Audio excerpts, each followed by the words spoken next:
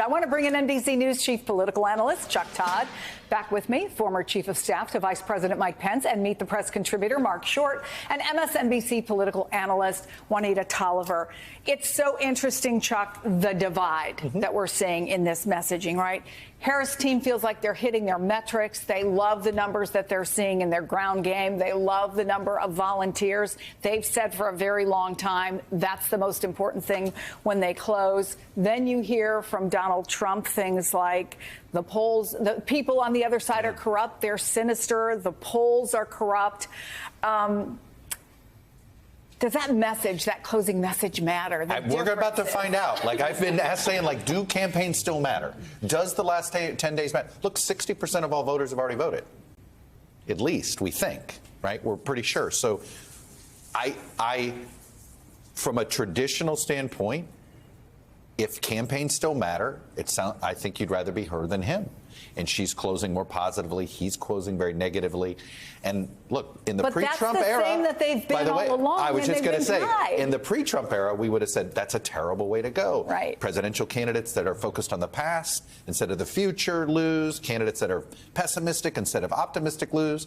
Well, then came Trump, right? So, if you know, in under the traditional rules of how a lot of people got into this business, you'd sit there and say, this is not the week to talk about Robert F. Kennedy and fluoride, okay? This is not the week. Like, you're putting all this out there, and it is painting a picture of his, you know, she hasn't painted enough of a picture of what she wants to do. He's painting a very vivid picture of he wants to do, and it may be that they were right not to put out too many details. Let voters stew in Robert F. Kennedy Jr. Both campaigns is let the other do what the other does, and that's going to be. It has, but that wasn't the strategy of the Trump campaign. Well, let me finish, and I'll tell you that was the strategy of the Trump campaign. But Donald Trump is no longer following that strategy. They said it was working to their advantage, you know, in the early days of Kamala Harris after the initial bump, or I'm sorry, earlier this month even, or last month in October.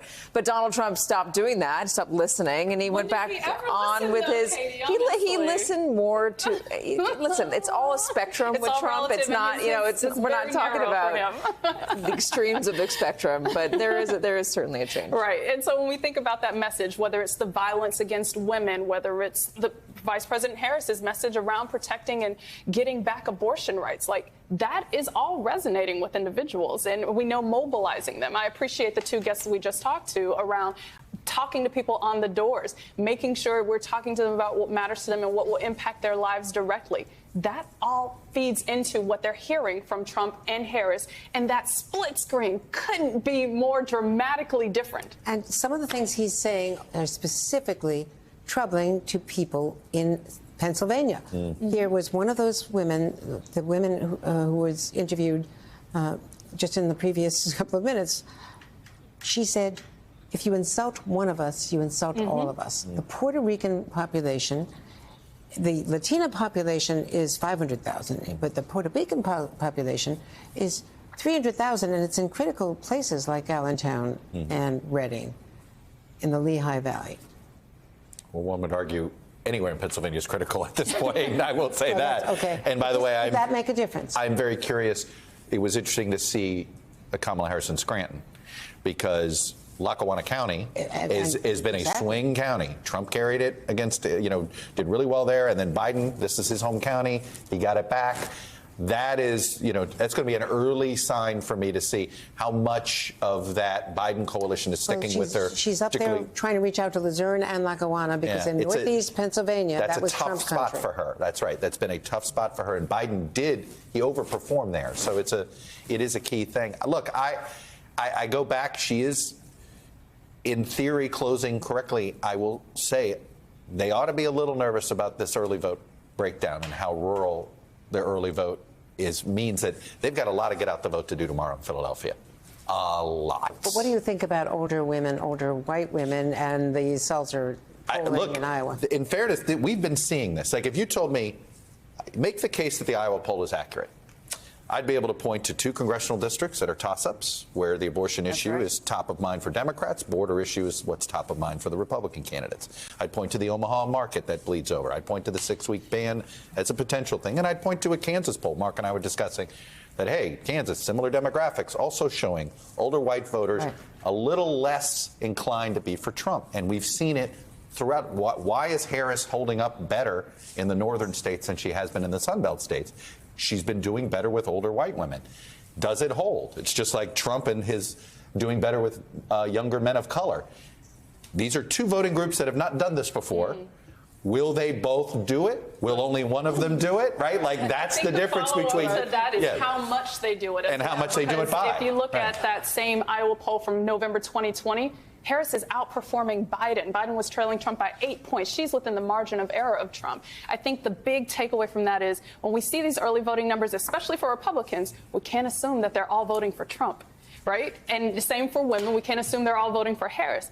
And so it raises the question of how much is that movement? And if Harris is getting 4, 5, 6, 7, 8% of Republicans, watch out. Well, one thing we know for sure is the Republican ground game, Mark, is much more difficult to find, let's put it that way. You're being kind. Than the Democrats. And if it's so tight that it's going to come down, at least in part, to who they get out in the next 24 hours, I don't think there's any question about where the advantage goes. But tell us what you're saying. Well, I think that's right, Chris. I think the reality is that the Trump campaign made another strategic error to basically outsource their entire ground game.